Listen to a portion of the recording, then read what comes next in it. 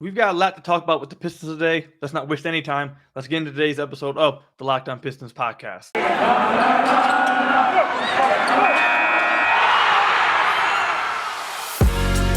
You are Locked On Pistons, your daily Detroit Pistons podcast, part of the Locked On Podcast Network, your team every day. What's the deal? Welcome back to another episode of the Locked On Pistons podcast. Today's episode is brought to you by PrizePicks.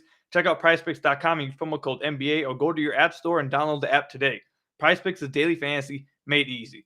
Per usual, I'm your host, Kuka Hill. You can find me over on Twitter at Kuka Hill. I want to thank you guys for making Locked On Pistons your first listen of every single day. And if you have not already, head to the YouTube channel, hit that subscribe button if you haven't already. It's the best way to support the podcast. I appreciate all the support that's already been shown over there, but let's keep it going. I'd really appreciate it.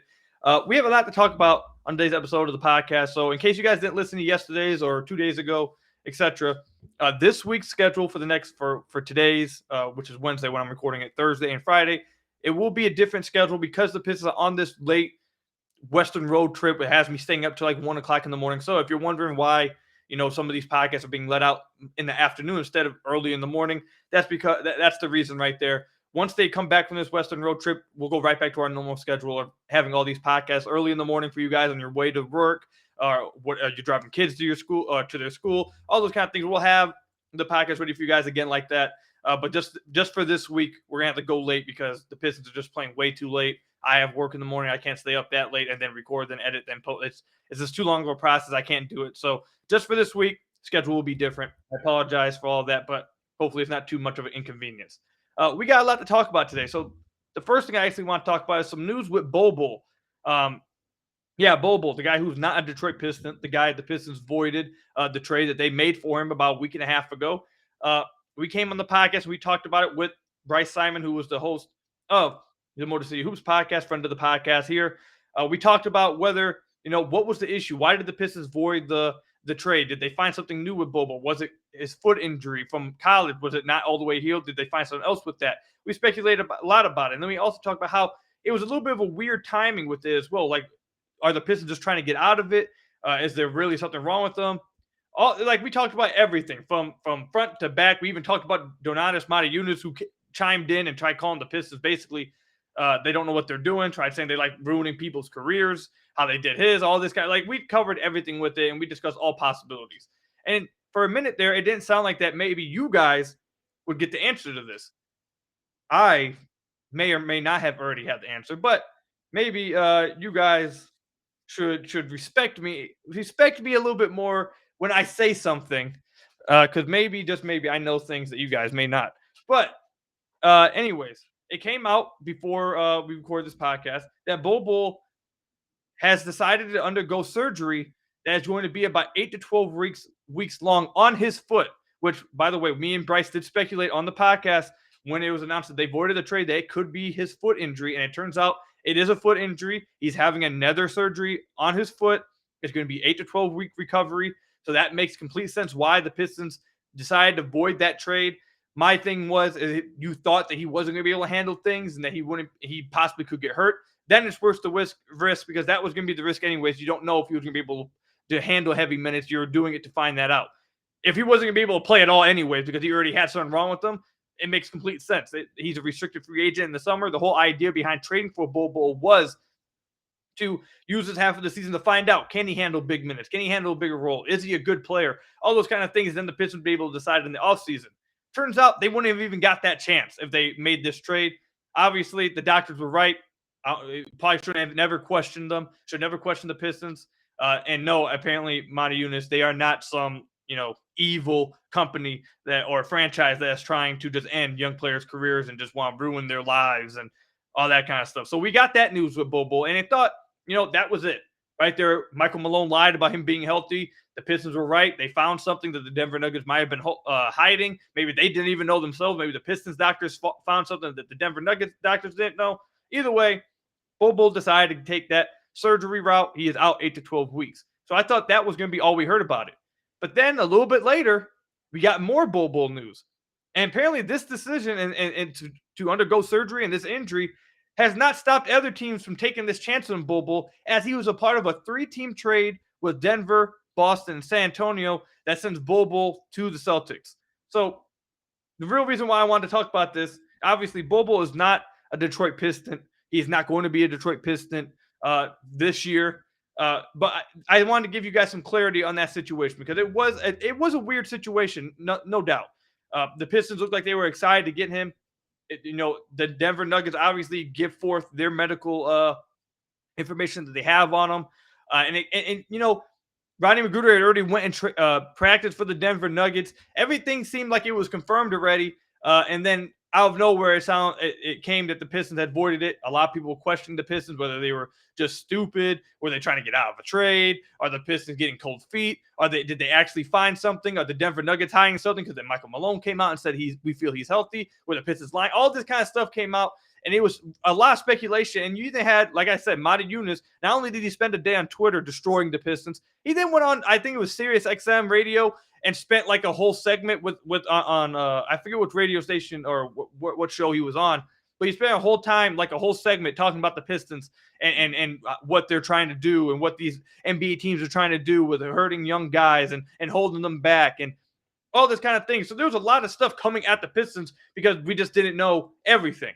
Now, know everything. Bol Bol was indeed hurt. The Pistons found something in the physical that either Bol Bol didn't already know or they were trying to hide. The Pistons voided the trade because of it. It makes sense. Now, I'll say this final thing on the Bol Bol topic, and then we'll move on. I think it's interesting. I would not rule out, this is all I'm going to say. Actually, I would leave it here. I would not rule out the Pistons signing Bol Bol in the summer. If he comes back healthy from this surgery and he plays, because he's going to be out about 2 to 3 months for the Boston Celtics. If he finds any kind of way to come back and play any kind of games, or if he comes back healthy any point, I would not rule out the Pistons possibly being interested in signing him this summer for cheap, obviously, but give him the chance because Weaver was extremely high in Bol Bol pre-draft. He is extremely high in Bol Bol, obviously, because he went out and traded for him once he became GM of the Pistons. Now, obviously, like we said, he can't. The physical failed. The Pistons found something, obviously, but that doesn't change the fact that Weaver is obviously and has shown multiple times he's high in Bol Bol. So I'll just simply say I would not rule out the Pistons possibly being interested in signing Bol Bol in the offseason. But we'll leave it at that. Enough with that. We got enough clarity on that. Everyone knows now the Pistons are not some snake sale consman or all that kind of stuff. You don't have to worry about that now. The Pistons are actually good at their job, apparently, and the doctors know what they're talking about. When we come back, we'll talk about some injury news and possibly comeback news of some players who have been out for a minute and another player who seems to be dealing with yet another injury in his young career. We'll talk about that when we come back. But first, I have to tell you guys about some of our sponsors. First up, let me tell you guys a little bit about PrizePicks. Pistons fans, you've been hearing me tell you about PrizePicks for months. Have you signed up yet? If you haven't, now is the perfect time. For a limited time, PrizePicks has an exclusive no-brainer of an offer for all of our users. Users get $50 for free if a player in your first PrizePicks entry scores a single point, but you must use code NBA. That's right. This is an exclusive offer available to Locked On fans who only use code NBA. PrizePicks has the best NBA DFS prop game on the market.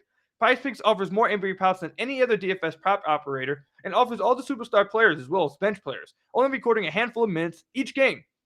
PrizePicks offers any prop you can think of, from points, assists, rebounds, threes made, all of the above. You pick 2 to 5 players and an over and under in the projections, and you can win up to 10 times on any entry. It's just you versus the projected numbers. I recently placed a bet this last weekend.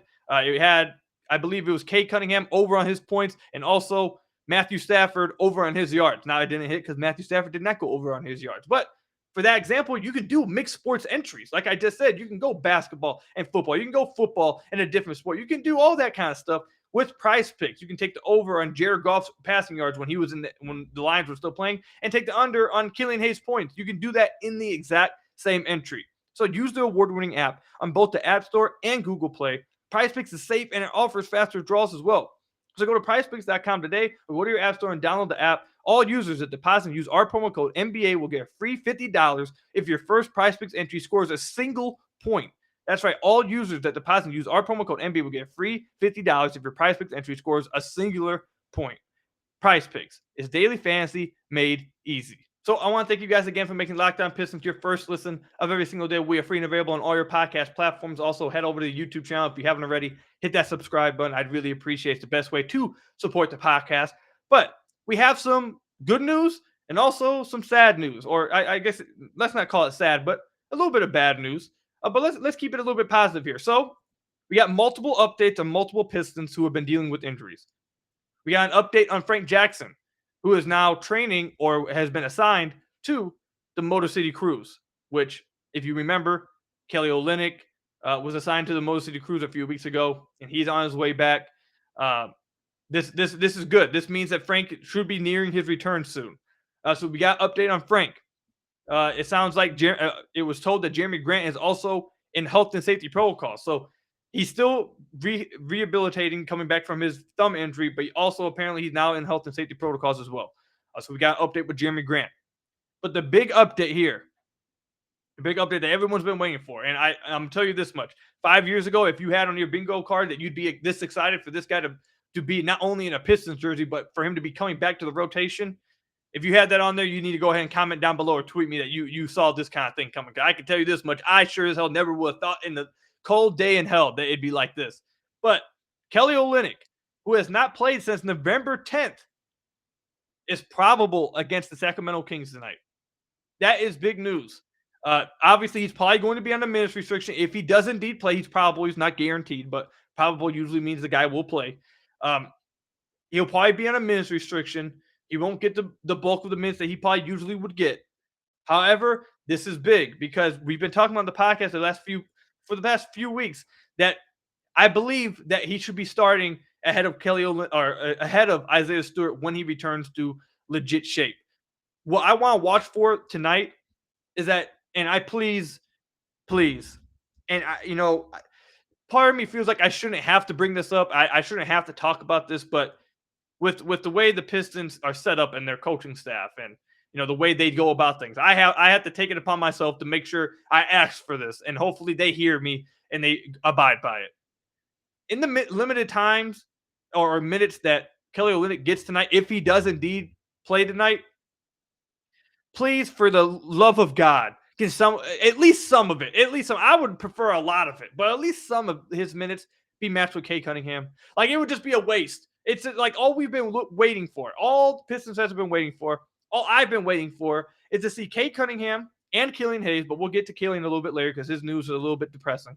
But both of those guys, along with Sadiq, along with Hamidou Diallo, along with all these other guys, to see them out there on the court, but most importantly, obviously, Cade, to see these guys out there with the big guy who brings a threat offensively and can stretch the floor. And as we talked about on the last podcast, Trey Lyles the Pistons are so much better with Trey Lyles on the floor, not because he's so much better than Isaiah Stewart, not because he's just a great player or even a good player. I think he's slightly below average, but I'll give you average possibly. Either way, he's not some good NBA player. He's not shooting the ball 40% from deep or something. He's not doing all of that. He's not making the right pass. He's not playing smart basketball, I don't feel like. The only reason why the Pistons offense is so much better with him on the floor is because he's simply any type of threat. He's simply a threat to do something with the ball in his hand. You have to respect him because he's capable of putting the ball in the basket. He may not be great at it. Hell, I wouldn't even say that he's that good at it, but he's a better threat. And you know what? Not even better threat, a threat at all with the ball in his hands, at least when he's on the floor offensively. And that's something that Isaiah Stewart simply has not been at all this season. And that's why the Pistons have been so much better with Trey Lyles on the floor. Not because he's just so much better player overall than Isaiah Stewart, simply because Isaiah Stewart doesn't fit with this starting lineup. And the Pistons are basically playing 4 and 5 when he's out there on offense with that starting lineup. So if the Pistons were to bring back Kelly Olynyk tonight, and he spent the majority of his minutes and played no minutes at all with that starting unit, or at least matched some minutes with Cade, what the hell are we even doing here? What are we even doing? What are we even doing here? The whole purpose for Kelly Olynyk should be to help Cade and eventually Killian space the floor, give them driving lanes, and help them give them so much more space to operate with. Because right now, I promise you, when you watch a Pistons game, there was a play last night. I'm recording this on Wednesday, the night after the Golden State Warriors lost, which, by the way, we're not even going to recap that game. No, it's not happening. And actually, I'll say this one thing about that game, and then we'll go back to what I was saying. The Pistons, they can't keep doing this. I'm not going to keep accepting this. They have to stop this. Yes, they're 5-4 this year, obviously you guys get what I'm saying, in 2022. But this little high and then the absolute low, we need to have something in between. You can't just go either you win or get embarrassed. Like, They can't have that. You can lose, but this continually setting new low points is just not happening, dude. Again, I'll go back to the Kelly Oubre blowing a kiss. I thought that was the new low. Hell no, it wasn't. Because then we had Isaiah Thomas, the Piston legend last night, about to have a stroke because Corey Joseph pointed at Steph Curry instead of guarding him. And Steph Curry ended up with the corner, wide open corner three. Like that. That's the kind of effort and embarrassment we're showing out there. So the Pistons can't keep doing this little, either we win or we're going to get absolutely embarrassed and made fun of by the opposing team. That just can't keep happening. There has to be some type of middle ground that you meet there. It just can't keep being this super high or super low. It can't.